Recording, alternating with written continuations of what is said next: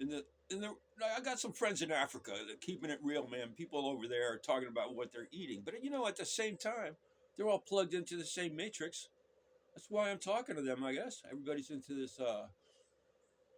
What we're speaking over right now, the social media global network.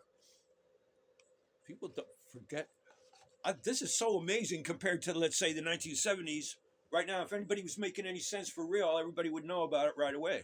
If there was a project that was making sense for real, everybody would know about it right away. Maybe, right? Unless it interfered with status quo issues. I don't, all the paranoia about us versus them.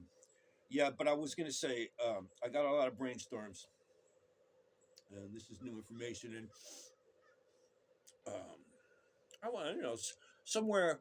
The last time somebody gave me advice from Jehovah directly, so this is direct word from Jehovah. So, okay, all right, let's hear it. Forgive everyone, including yourself, and don't hold back.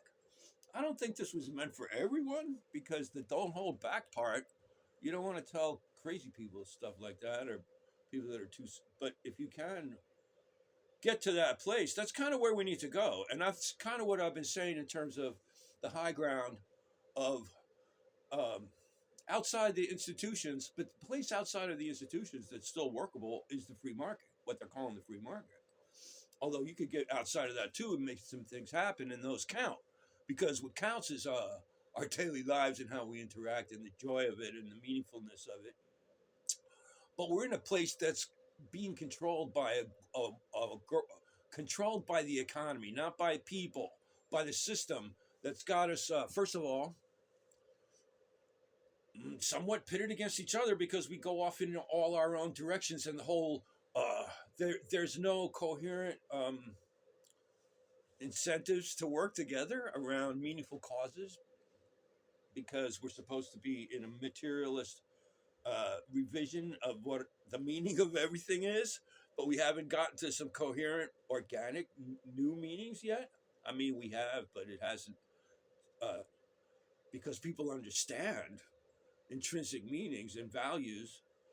You don't have to get all, I mean, if you do get all metaphysical and philosophical about it, then what are we, cattle, or are we children of God, or are we as the Buddhites, the, the Jehovite, the Buddhite is the one. I want to get the two versions of spirit need to be just understood as two different versions of it, and they do come together, but the two camps don't necessarily see it that way. That's one of the features about my own visioning and the idea that we really can come to a oneness of understanding. And can we come to a oneness of working together? Because we are a oneness of being. Does that include a focused masculine intentionality to all of it? Strangely and miraculously, which makes it all good? Even the Buddhites, don't think that is, you know what I mean? They have, that's not coming from their side of it. That's the Jehovite side. The Christian, you don't really need to understand it if you open your heart. But then, then the Christians start pointing fingers because they think they know it all. You don't know it all.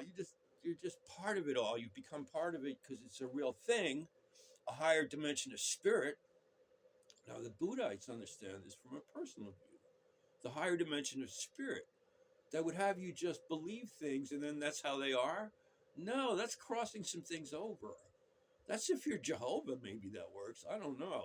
But it is how you perceive things and it is how you align with things. But then there's the third element of the real world, the material plane, where you crash your car into a wall. You can believe whatever the hell you want. Yeah, you don't have to use a car. Just run into a brick wall and tell me that that's all in your mind. Uh, but